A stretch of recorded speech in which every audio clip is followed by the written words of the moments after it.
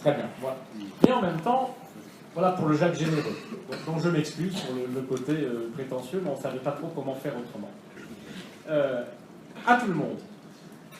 Alors à tout le monde, on peut se dire évidemment, c'est quelqu'un, puisqu'il a fait beaucoup de livres de pédagogie, ça a été rappelé, eh bien qui par là veut dire qu'il va l'expliquer surtout aux béotiens, enfin, aux néophytes en tout cas en économie, ceux qui n'ont jamais étudié l'économie et qui ne peuvent pas lire des manuels parce que c'est trop compliqué et qui ont besoin d'un autre mode d'accès que celle d'un manuel pour comprendre l'économie. Alors il y a un peu de ça, effectivement, je vise à élargir la possibilité d'une vraie culture des grands débats de politique économique contemporain à un public, des gens qui n'ont pas fait d'études d'économie, qui n'ont pas l'intention d'en faire et qui ne peuvent pas lire des livres d'économie trop sophistiqués. C'est vrai, mais il y a une intention plus maligne, évidemment, parce que tout le monde, c'est pas seulement ceux qui ne connaissent pas l'économie, mais je dirais c'est aussi et presque surtout ceux qui la connaissent, ou sont supposés la connaître, à savoir les économistes, à savoir les journalistes d'économistes, de journaux d'économie, à savoir les gouvernants qui mènent les politiques économiques que vous savez depuis quelques années. Parce que et c'est ce sur quoi je voudrais concentrer en fait mon intervention, ce à quoi il me semble que nous sommes confrontés depuis que la crise, entre guillemets, s'est déclenchée en 2008 suite à la crise financière américaine, c'est une espèce quand même d'effondrement singulier de la compétence ou de l'intelligence économique. Et donc l'angle d'attaque que j'ai choisi pour ce soir, je ne peux pas traiter de tous les sujets, mais c'est de prendre quelques exemples caractéristiques pour moi de ce que, dans la période très récente, nous ne sommes pas confrontés simplement à des difficultés, à des problèmes complexes qui font que, face à l'hésitation qu'on pourrait avoir devant 15 000 façons d'intervenir, il y a une espèce d'embarras qui fait qu'on ne sait pas. Ça arrive parfois, en économie, on ne peut pas toujours donner une réponse claire à certaines questions. Le plus souvent, d'ailleurs, c'est comme ça que ça se passe. Il faut faire des choix qui sont des choix strictement politiques, qui reposent sur d'autres bases d'argumentation que l'économie. L'économie n'est pas du tout une science pure qui vous dit, voilà, telle cause produit toujours tel effet, donc il y a une politique, c'est la bonne, c'est celle-là. Bon, ça n'existe pas. Mais néanmoins, il y a comme, au moins, si on ne peut pas dire la vérité en économie, jamais, on peut dire ce qui est carrément une erreur. On peut désigner au moins des choses qui sont tout simplement fausses, qui sont des stupidités, qui sont des âneries économiques, qui sont de l'imbécilité économique. Et donc je prendrai deux exemples sur la manière dont on comprend l'économie apparemment aujourd'hui dans la plupart des gouvernements européens, dans une large part de ce qu'on appelle le mainstream en économie. En même temps, le mainstream, c'est orthodoxe, on ne sait jamais trop ce que c'est parce qu'on n'a pas encore fait véritablement une étude statistique et une enquête très sérieuse pour savoir quelle est la proportion réelle d'économistes qui croient encore à la théorie de l'équilibre général, même parmi ceux qui l'enseignent, parce que c'est au programme. Mais donc des économistes, des journalistes qui répètent les mêmes bêtises et les mêmes années. Deux exemples. D'abord, l'exemple de la stupidité des politiques d'austérité, de la stupidité de l'analyse économique qui dit que face à une crise, on n'a pas besoin de politique de réaction, notamment de stimulation de la demande, parce que ça ne marche pas et que c'est totalement inefficace. Et deuxième exemple, parce que c'est une conséquence d'ailleurs de cette première erreur, la réorientation du coup des politiques vers un autre type d'instrument qu'on appelle parfois politique de l'offre, ce qui ne veut pas dire grand-chose, mais qui en réalité désigne surtout ce qu'on appelle plutôt une politique de compétitivité. C'est qu'on croit qu'on va sortir de la mauvaise passe dans laquelle une économie peut se trouver à un moment donné en faisant ce qu'il faut pour que cette économie soit plus compétitive. Voilà. Deux tartes à la crème du discours aujourd'hui. Les politiques keynésiennes pour sortir de la crise de relance par la demande, c'est pas la peine. Au contraire, il faut équilibrer les budgets et lutter contre l'aggravation des déficits budgétaires. Et ensuite, les politiques de compétitivité. Alors, premier exemple, les politiques d'austérité. Pourquoi, après de tout petit plan de relance en fin 2008, début 2009, l'ensemble des gouvernants, en tout cas en Europe, ont réorienté leurs priorités vers la réduction la plus rapide possible des déficits publics et du coup ont déclenché simultanément un ensemble de politiques plus ou moins rigoureuses qui ont provoqué une récession massive dans l'Union européenne. C'est pas une surprise, on le sait depuis les années 20 et les années 30, tout ceci a parfaitement été analysé, ça a déjà été testé. Il y a eu une grande crise dans les années 30, les gouvernements ont commencé par réagir par des politiques voulant rééquilibrer le déficit budgétaire, ils ont aggravé la crise, mais à la différence de ce qui se passe maintenant depuis 6 ans, la crise a commencé en 2008, ça fera bientôt 7 ans, eh bien, dans les années 30, il y a eu un retournement finalement assez rapide de l'orientation des politiques publiques, dont nous ne voyons pas réellement le commencement, et ce n'est pas le soi-disant plan Juncker de relance de l'investissement en Europe, qui est une vaste fumisterie, qui change quoi que ce soit à l'orientation des politiques macroéconomiques en Europe. Alors, quel est le fondement de cette critique qui dit non, ça ne sert à rien de relancer la demande? Il y a un fondement théorique en sciences économiques, il se trouve que ce fondement théorique est totalement faux. Sur la base de deux idées, mais qui fonctionnent dans le cadre des modèles dits d'équilibre général, c'est-à-dire une théorie de l'économie qui dit que s'il n'y a pas de friction, si on n'empêche pas les gens de contracter librement et s'il y a de la libre concurrence toujours et partout, eh bien, les marchés règlent tous les problèmes automatiquement, s'équilibrent automatiquement. Donc, il n'y a pas de crise, il n'y a pas de sous-emploi, il n'y a pas de chômage durable, parce que les salaires baisseront pour rétablir l'équilibre s'il y a trop de gens qui ne trouvent pas de travail, etc. Donc, dans ce cadre de modèle, il y a deux arguments fondamentaux qui ont été avancés pour dire que ça ne sert à rien d'essayer de relancer l'économie en période de récession. Le premier, c'est l'idée qu'il y a un effet d'éviction des dépenses privées des investisseurs privés par les dépenses publiques. Si l'État se met à dépenser massivement ce qu'il faut qu'il finance, évidemment, donc par exemple en empruntant de l'argent, eh bien, il va pomper une partie des fonds qui autrement auraient été disponibles pour financer les activités privées, les investissements privés. Donc on dit que ça ne sert à rien parce que vous injectez certes de l'activité et de la demande, mais vous retirez l'argent pour les investisseurs privés, donc vous aurez une diminution équivalente de l'investissement privé, ça n'aura pas d'effet net. C'est ce qu'on appelle l'effet d'éviction. Et deuxième argument, qui est associé à une théorie qu'on appelle la théorie des anticipations rationnelles, et qui dit mais les gens ne sont pas fous, ils comprennent très bien que lorsque l'État se met à dépenser massivement et donc à s'endetter, il faudra bien un jour payer la dette, et comme par ailleurs ces agents qui sont supposés être parfaitement rationnels connaissent parfaitement le fonctionnement de l'économie et connaissent parfaitement la théorie des anticipations rationnelles, ils savent que la politique de relance est inefficace à cause de l'effet d'éviction, donc ça n'aura pas d'effet réel de croissance de l'économie, donc des recettes fiscales. Eh bien les gens se disent, si l'État dépense beaucoup aujourd'hui et s'endette, un jour ou l'autre, il faudra lever des impôts supplémentaires pour payer la dette et les intérêts. Donc qu'est-ce qu'ils font? Au lieu de dépenser plus pendant la relance, ils augmentent leur épargne, ils épargnent, donc ils retirent de l'argent de la circulation, qu'ils arrêtent de dépenser, pour prévoir les hausses d'impôts futures. Alors, tout ça, évidemment, est un tissu d'ânerie. D'abord, c'est contredit par les faits.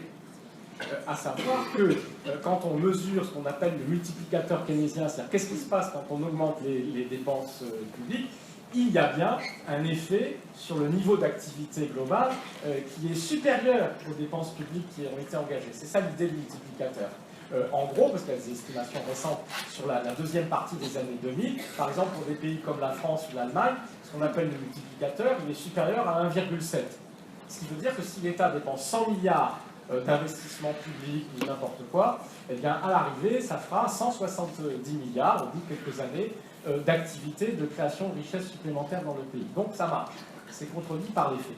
Mais ce qui est normal, parce que ces analyses sont simplement une ânerie économique, à leur départ même, d'un point de vue strictement théorique. Car ce qu'il faut bien comprendre, je n'ai pas le temps d'entrer dans le détail, c'est que ce sont ces soi-disant sources d'inefficacité de la politique de relance sont démontrées dans le cadre d'un modèle qu'on appelle un modèle d'équilibre général, dont je vous ai parlé tout à l'heure, dans lequel on suppose que les marchés fonctionnent parfaitement et assurent en permanence partout l'équilibre. L'équilibre du marché de l'espadrille, comme l'équilibre du marché financier, comme l'équilibre du marché du travail.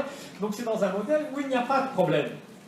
C'est-à-dire tout va bien, l'économie se porte bien, tous les gens qui veulent travailler travaillent, tous les capitaux qui ont à s'investir sont investis, donc il n'y a aucun souci. Alors dans ce cadre-là, où on est déjà à la pleine utilisation, vous utilisez pleinement les capitaux pour investir, vous utilisez pleinement le travail pour produire. S'il y a un gouvernement assez débile pour dire « Ah, on va relancer l'économie », il se passe quoi? On ne peut pas produire plus. Tous les capitaux et tous les travailleurs sont déjà employés. Donc évidemment, ça n'a pas d'effet.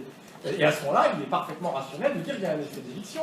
Car si l'État arrive vraiment à faire des investissements supplémentaires, ben c'est qu'il a piqué le fric qui servait à financer les dépenses privées. Là, il entre en concurrence avec les entrepreneurs privés. Donc il y a bien un effet d'éviction, évidemment, dans ce contexte-là. De même que l'idée que les gens vont anticiper des hausses futures d'impôts. Effectivement, si une politique de relance et un endettement dans des investissements publics n'a aucun effet sur l'activité, c'est-à-dire si ça ne produit pas une augmentation de la richesse qui entraînera des recettes fiscales qui permettront, supplémentaires, qui permettront de payer la dette, eh bien, on peut s'attendre à une augmentation des taux d'impôt. Donc tout ceci n'est vrai que s'il n'y a pas de problème, que si on est à l'équilibre général. Mais évidemment, il n'y a aucune théorie économique, à commencer par la théorie keynésienne, assez folle, qui a dit qu'il fallait relancer l'économie quand il n'y avait pas de problème à régler. Donc, ce sont des modèles, vous voyez, autoréférentiels, ce sont des tautologies. Ils disent quand tout va bien, si on essaie de faire quelque chose pour que tout aille encore mieux que bien, eh bien ça ne marche pas. Donc, c'est ce qu'on appelle véritablement de la bêtise. Voilà. Ça ne marche pas et ça n'a aucun sens sur le plan théorique. Néanmoins, c'est ce qu'on apprend encore dans tous les manuels de macroéconomie, enfin pas tout à fait tous, mais ça fait partie encore des choses indispensables. Deuxième exemple,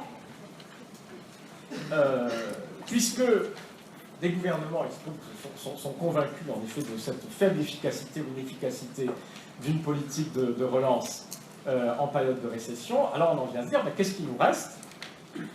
Eh bien, il nous reste à chercher à trouver le moyen de relancer l'activité de nos entreprises en les rendant plus compétitives, c'est-à-dire en essayant de piquer des marchés aux voisins et aux autres. Alors déjà, il y a un premier sophisme, un premier mode de raisonnement qui montre bien une difficulté mentale, c'est pourquoi trouver une autre politique quand on est dans un modèle qui pense qu'il faut laisser faire les marchés. C'est-à-dire qu'on n'a pas besoin d'une politique pour relancer l'économie. Alors si vous n'avez pas besoin d'une politique pour relancer l'économie puisque les marchés fonctionnent bien et vont régler les problèmes automatiquement, pourquoi aller chercher une autre politique que la politique de la demande? Parce que si c'est vrai, si la théorie de l'équilibre général est vraie, vous pouvez faire n'importe quoi d'autre, vous ne produirez pas plus que ce que vous pouvez produire au plein emploi.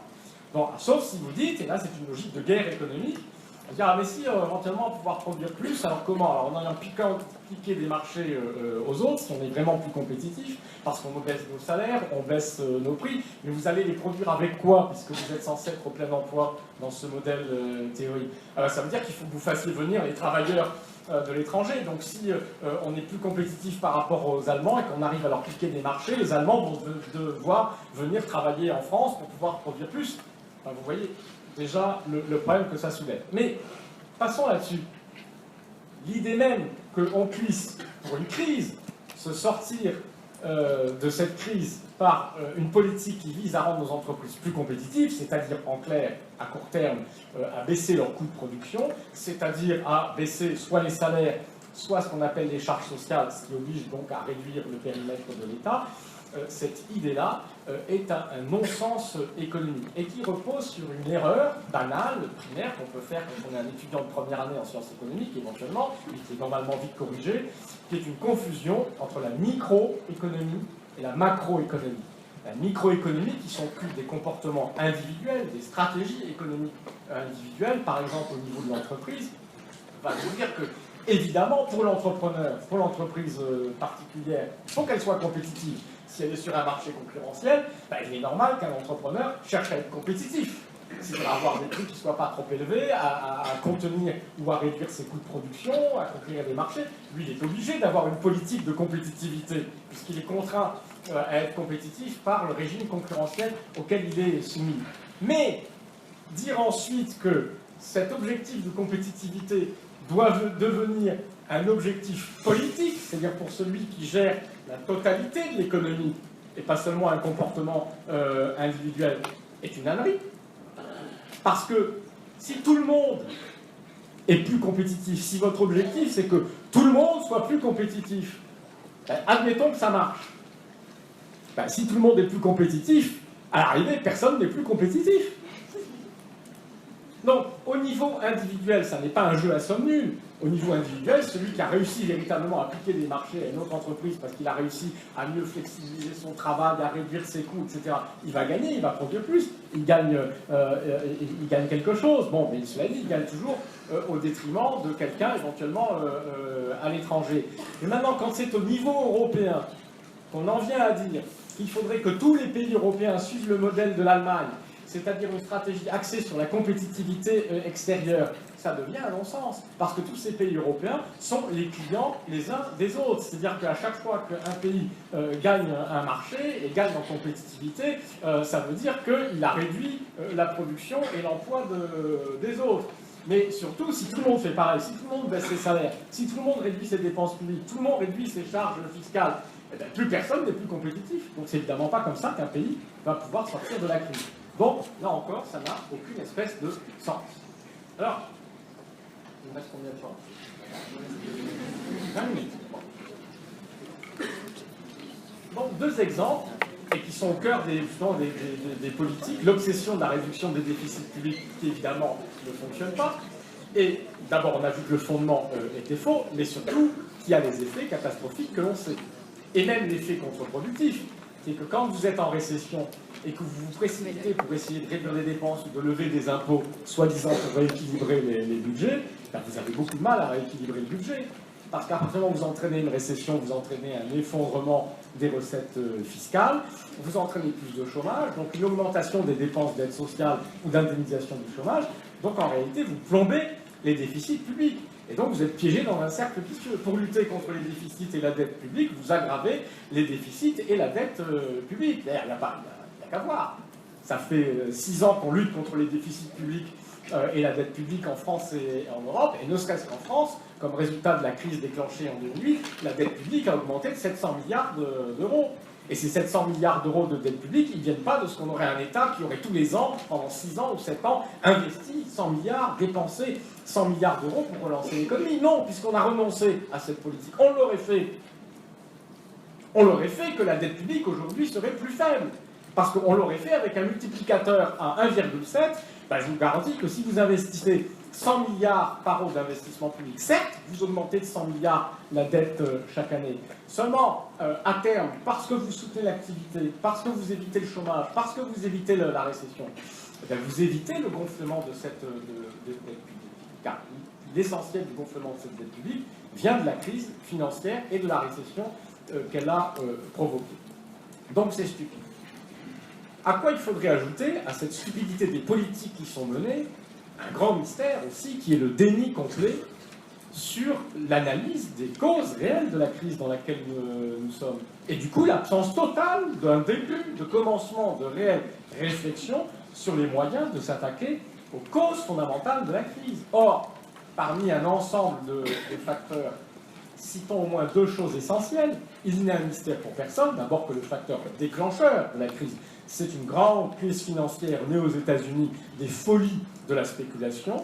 Donc cela vient de la déréglementation financière qui a permis aux institutions financières et à leurs acteurs de créer n'importe quel type d'instrument financier spéculatif et de faire absolument n'importe quoi, jusqu'à créer des bulles qui explosent, qui mettent le système financier mondial quasiment au bord de l'effondrement et qui obligent les États à intervenir massivement pour sauver les banques, pour éviter des faillites, etc. Mais surtout qui après enclenchent, en raison de l'effondrement du crédit et des investissements des entreprises, qui engendre une vraie crise économique réelle, une vaste récession dans le monde. Ça, c'est le facteur déclencheur. Et donc, la déréglementation financière joue un rôle évident et essentiel, et la spéculation qui va avec. L'autre, mais qui est lié, qui est un facteur structurel fondamental, c'est que nous avons un capitalisme financiarisé à outrance depuis 30 ans, qui s'est orienté vers un objectif unique, en tout cas dans les grandes entreprises, de maximisation de la rentabilité du capital, ce qu'on appelle la valeur pour l'actionnaire, c'est-à-dire les profits pour les actionnaires et la valeur de leur patrimoine financier, au détriment de tous les autres objectifs, c'est-à-dire des objectifs très très sérieux, par exemple de croissance à long terme de l'entreprise, de production de choses utiles, de qualité de la gestion de la main-d'œuvre, etc., et qui n'a pu surmonter ces contradictions fondamentales pour continuer à maintenir un peu de croissance que par une suraccumulation de dettes privées et en partie de dettes publiques. Pourquoi ? Parce que pendant 30 ans, vous avez une répression de la rémunération des travailleurs. Et dans certains pays, une baisse réelle, par exemple, des salaires ouvriers aux États-Unis qui est impressionnante. Donc une répression de la rémunération du travail, qui fait quand même l'essentiel de la consommation, donc d'une partie de la demande et de l'activité. Vous avez un ralentissement chronique de l'investissement productif, c'est-à-dire dans les choses qui produisent quelque chose, de la richesse, qui créent éventuellement des emplois, au profit d'investissements financiers, ou de placements financiers, ou d'activités spéculatives, parce qu'elles permettent de gagner beaucoup plus d'argent à court terme. Donc vous avez deux moteurs fondamentaux de la croissance qui sont réprimés. La consommation de la masse des travailleurs et l'investissement productif des entreprises. Donc vous avez un capitalisme qui, pour survivre, a besoin de profits, surtout qui promet des profits de plus en plus élevés à ses actionnaires, mais qui en même temps réprime des sources fondamentales de la croissance qui pourraient permettre ces profits. Comment ça tient ? Comment on fait que les gens, bien qu'ils soient de moins en moins bien payés, arrivent encore à consommer ? Eh bien par la dette, par le surendettement privé. Et donc vous avez des pays, c'est le cas des États-Unis, qui ont plongé, qui ont délibérément laissé les ménages être plongés dans une course au surendettement du crédit, parce que c'était le moyen de faire qu'ils continuent à dépenser, qu'ils continuent à faire monter la bulle du logement, par exemple, en achetant des maisons qu'ils n'avaient pas les moyens de se payer aux États-Unis. Et pour une part, on compense par les États qui doivent compenser le manque d'activité réelle, parce qu'il y a du chômage, parce que les revenus ne sont pas assez élevés, et donc qui doivent payer sous forme de prestations sociales, qui doivent payer les emplois qui manquent, qui doivent payer les revenus qui manquent, pour que les gens puissent avoir un niveau de vie décent. Et donc ça vous fait aussi une crise de surendettement. Mais encore une fois, une crise de surendettement qui ne vient pas d'une gabegie, d'une mauvaise gestion des finances publiques, mais parce que vous avez une large part de surendettement privé, mais y compris le surendettement public, il vient de cette crise fondamentale du capitalisme. C'est qu'on est dans un système de croissance qui ne permet pas à la masse des travailleurs de vivre simplement, dignement, de se loger, de s'habiller, de se nourrir, d'accéder au mode de vie normal des gens dans la société où ils se trouvent par leur force de travail. Et donc, ceci est la cause fondamentale de la crise combinée à la déréglementation financière. De ça, vous en entendez parler quand ? Dans les grands sommets. À quel moment on se pose la question de savoir quand est-ce qu'on va arrêter de réprimer le travail, c'est-à-dire ce qui crée la richesse. À quel moment on parle d'interdire des produits financiers toxiques qui sont capables de foutre par terre le système financier mondial. On n'a pas commencé d'interdire véritablement les produits financiers les plus toxiques, ou de mettre de véritables réglementations sur les mouvements de capitaux. De cela, il n'est pas question. On débat la question de savoir si le déficit public de la France sera de 4,2 ou de 4,6%, etc. On sait que de toute façon, il sera toujours plus élevé que ce qui a été promis, puisque la politique qui est menée pour essayer de le réduire est une politique imbécile. Mais surtout, ce n'est pas la question. Donc on ne parle pas des questions, des sources de la crise, ni des conséquences de notre mode de fonctionnement économique, qui est totalement inefficace à long terme. Car cette priorité absolue à la rentabilité du capital, c'est la source maintenant d'un mode de fonctionnement de l'économie dans l'entreprise qui est à proprement parler inhumaine. Dans quel manuel d'économie politique et dans quelle faculté de sciences économiques on dit dans les cours de sciences économiques que la méthode de management pour la valeur actionnariale, ça fait quoi? Ça tue les gens. C'est pas juste que c'est compliqué, que c'est dur, que ça les met sous pression, ça les tue. Les gens meurent. En France, c'est un suicide par jour en moyenne sur le lieu de travail, d'après les enquêtes du Conseil économique et social. Donc ça, c'est un management fou. Et pour ceux qui ne meurent pas, qui ne se suicident pas, ils sont déprimés, ils sont stressés. Le stress est devenu la première maladie professionnelle. Les estimations que l'on peut avoir là-dessus, parce que maintenant, évidemment, on a beaucoup travaillé sur ces risques psychosociaux, indiquent que selon les pays, il pourrait y avoir entre 1 et 2 points de PIB, c'est 1 ou 2 points de croissance, qui représentent la production perdue, la richesse perdue, du fait simplement du stress et de ses effets sur la perte d'efficacité du travail, la perte de productivité, l'absentéisme, les maladies, les accidents, etc.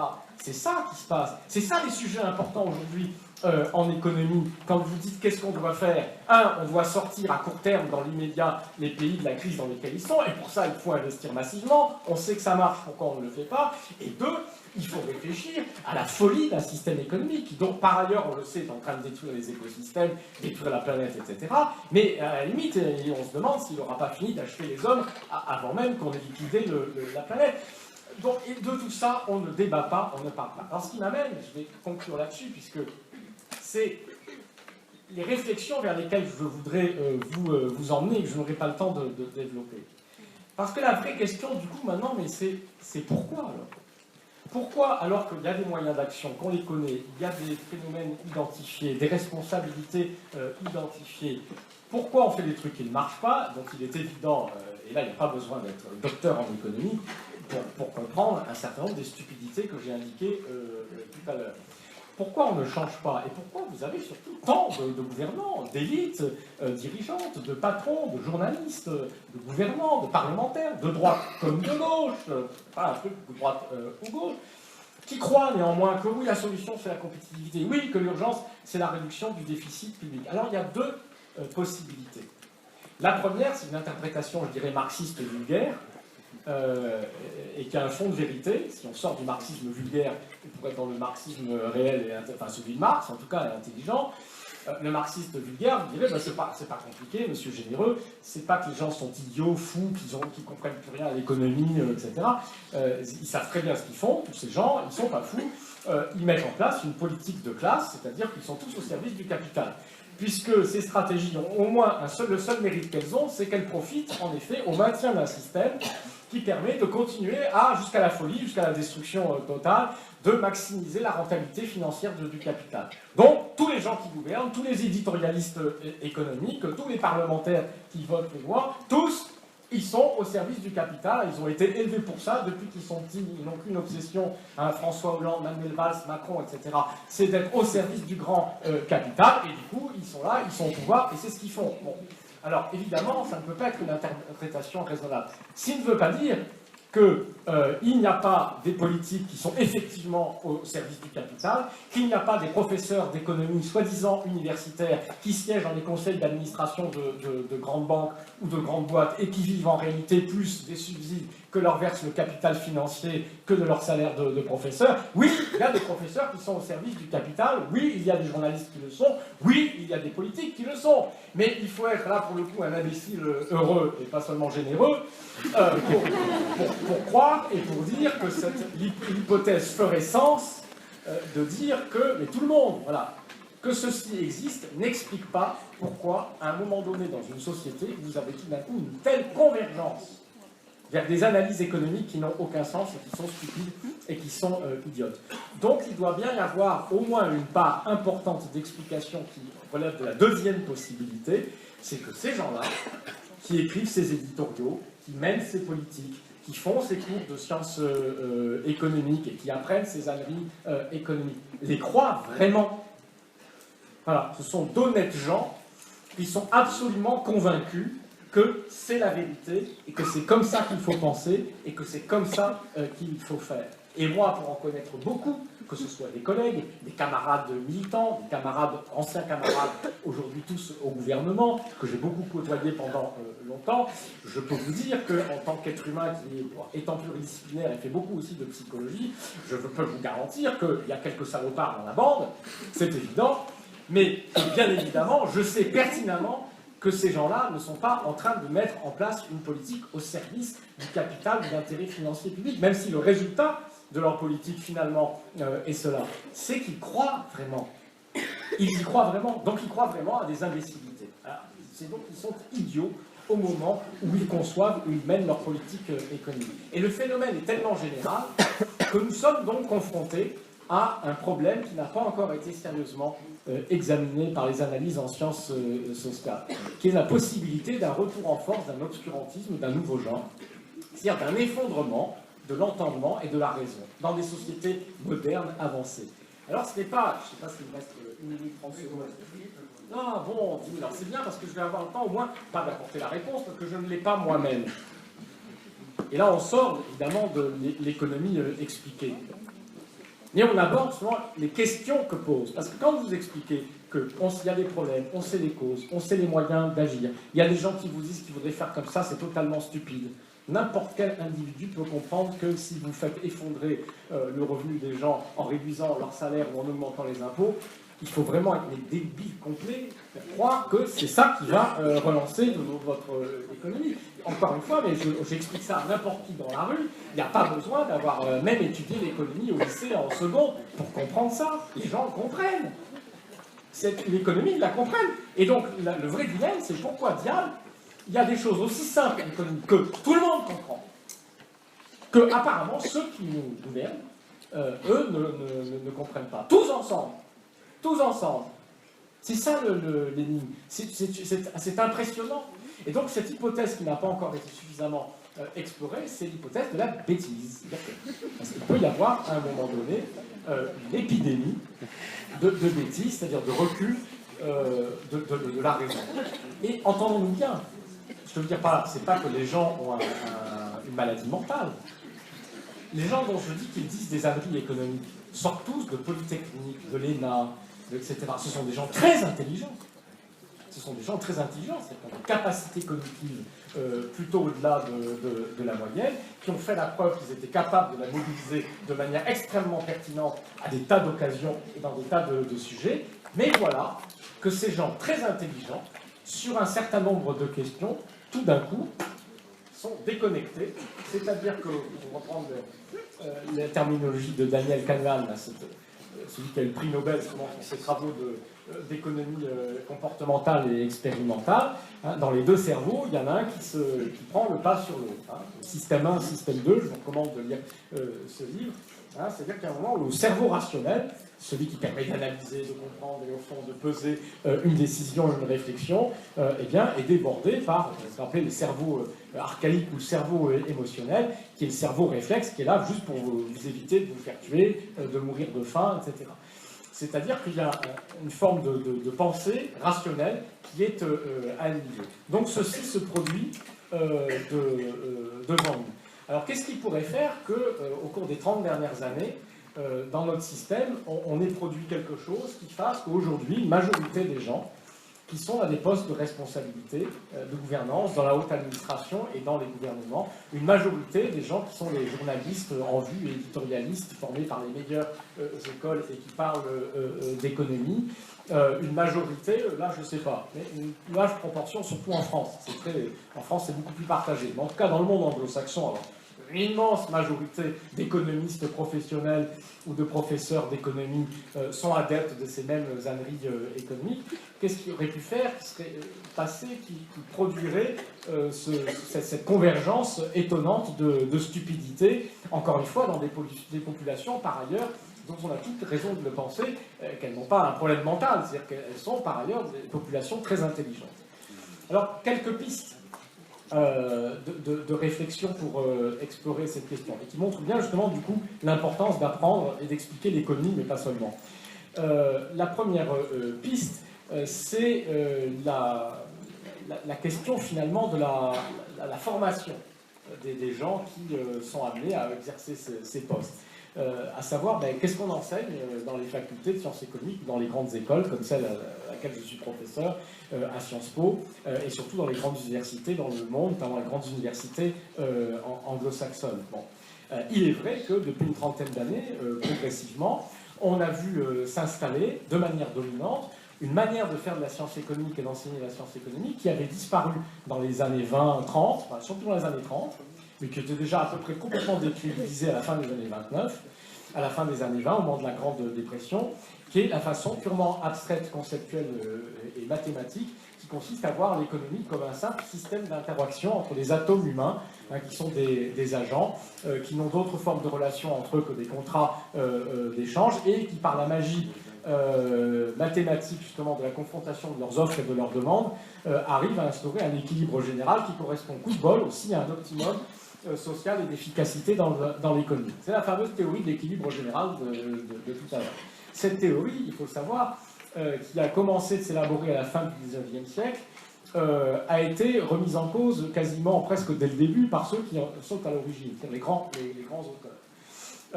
Qu'après on a mobilisé pour dire que ceci, c'est-à-dire quand on lit Walras, quand on lit Marshall, quand on lit tous les grands auteurs de l'époque, on s'aperçoit qu'ils étaient extrêmement sceptiques sur la possibilité d'un système de marché concurrentiel de régler à peu près quoi que ce soit comme problème réellement sérieux dans la société, c'est-à-dire sans régulation politique, sans normes sociales, sans intervention de l'État.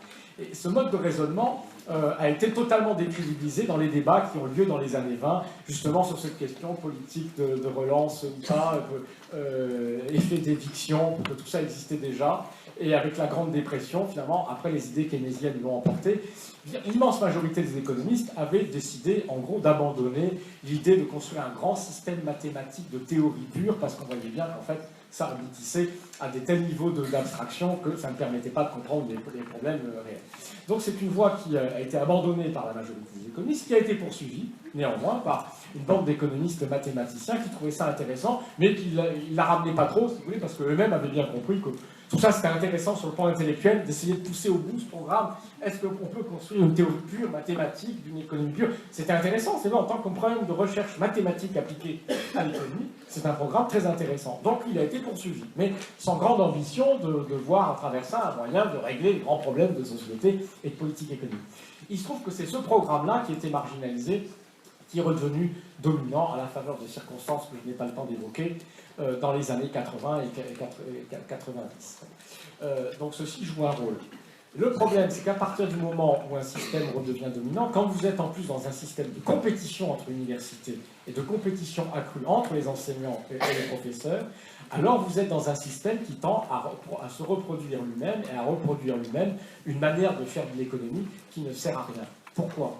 Parce que la belle époque où les intellectuels faisaient, et en tout cas notamment en économie, ne faisaient de l'économie que pour répondre à des vrais problèmes de société, que pour aider l'humanité à aller mieux, a cédé le pas à une époque où, comme dans toutes les professions, eh bien, beaucoup d'intellectuels et une large partie d'universitaires font surtout carrière et s'occupent surtout de leurs fesses et de leurs intérêts, comme tout le monde, et donc sont pris dans des systèmes où l'important c'est de réussir. Donc l'important c'est de réussir, donc l'important quand vous êtes économiste c'est de réussir. Pour réussir, il faut faire quoi? Il faut avoir des postes. Pour avoir des postes, il faut faire quoi? Eh bien, il faut travailler de la manière dont votre professeur, votre directeur de thèse, vous dit de travailler. Donc il faut publier dans les bonnes revues, comme les bonnes revues produisent tous des modèles mathématiques qui servent à rien, mais puisqu'on dit que c'est maintenant comme ça qu'il faut faire de l'économie, vous faites ce qu'il faut pour être publié, pour avoir des articles, pour avoir des références, pour pouvoir avoir des postes, et puis vous reposez, puis après vous faites des classements internationaux, classement de Shanghai, comme le classement de Shanghai, c'est le nombre d'articles que vous avez publiés dans les grandes revues anglo-saxonnes qui produisent en économie pas que, mais 80% de trucs qui servent strictement à rien et qui ne règlent aucune espèce de problème économique, et bien vous générez de génération en génération des populations entières d'étudiants, de doctorants, de chercheurs qui cherchent des trucs qui servent à rien avec des méthodes inutiles et fausses qui ne servent strictement à rien, mais c'est pas grave puisque leur but c'est pas de servir à quelque chose, le but c'est de réussir leur vie, leur carrière et si possible d'avoir le prix Nobel d'économie. Bon, eh bien, le système tourne sur lui-même. Ces gens ils sont pas méchants, ils font carrière. Et la clé c'est quoi? La clé du problème, c'est la compétition marchande entre universitaires et entre universités. Et là, on a une clé de compréhension. Dans concurrence, il y a con. C'est un jeu de mots. Je dirais que c'est tout un programme. La concurrence, oui, ça rend bête. La preuve. Parce que si les gens font une carrière universitaire, ou un travail universitaire, dans un climat de compétition effectivement exacerbé, comme c'est devenu le cas.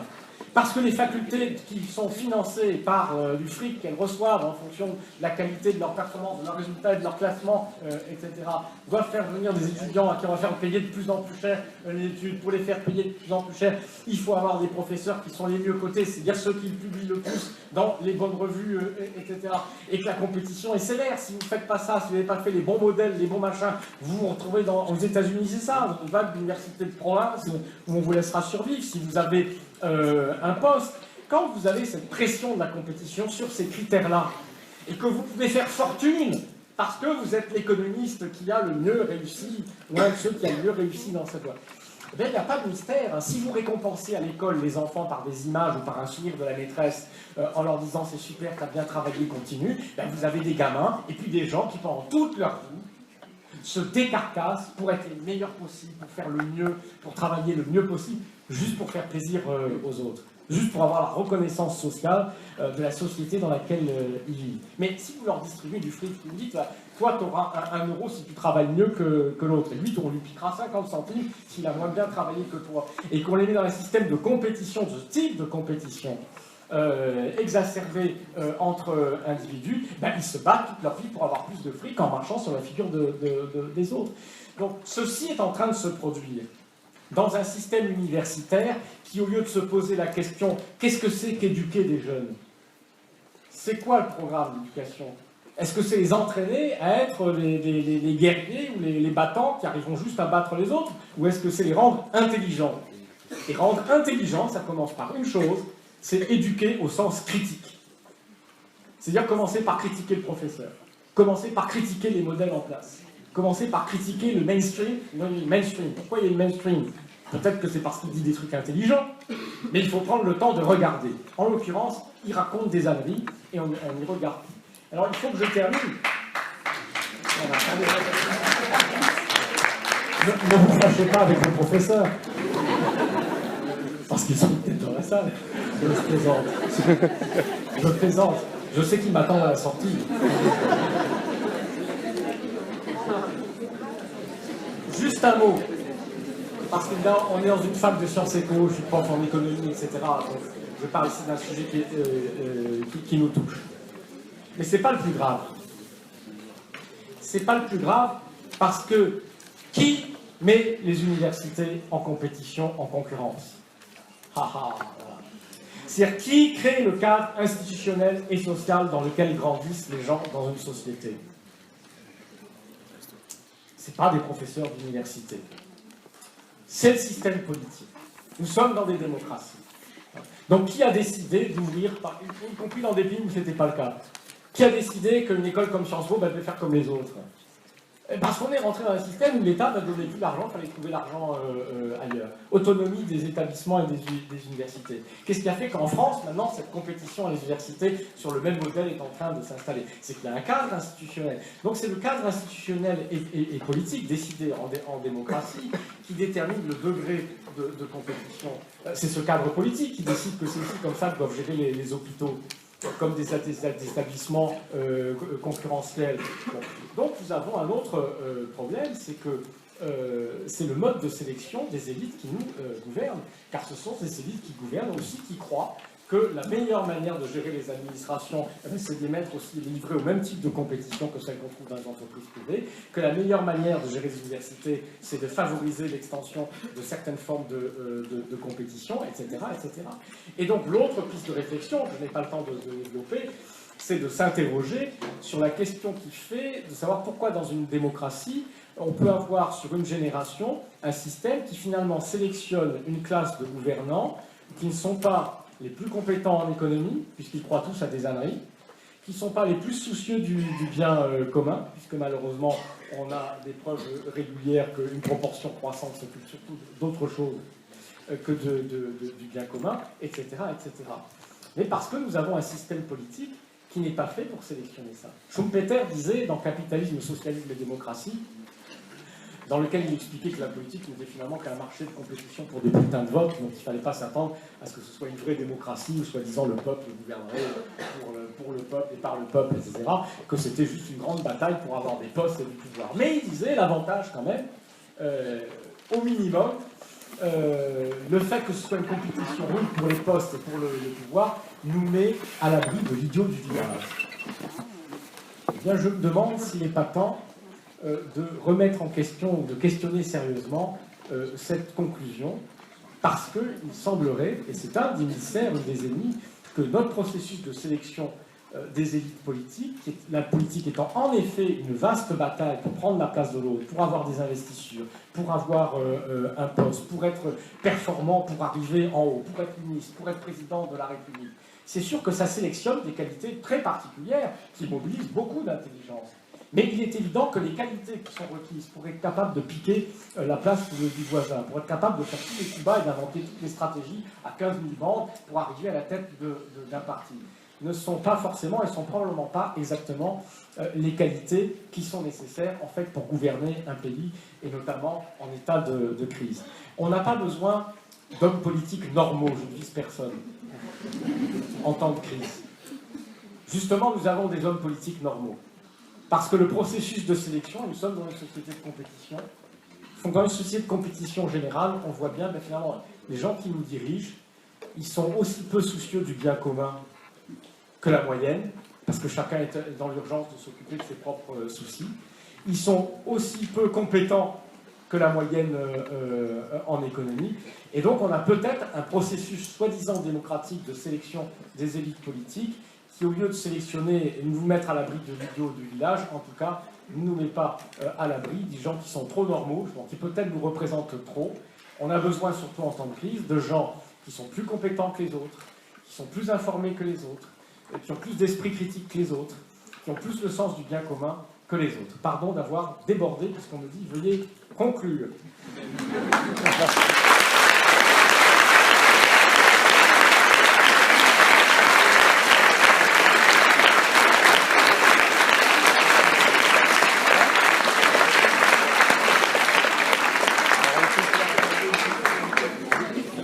Monsieur Généreux, merci. Donc, on va passer maintenant à la deuxième partie de cette conférence, la partie de questions et débats.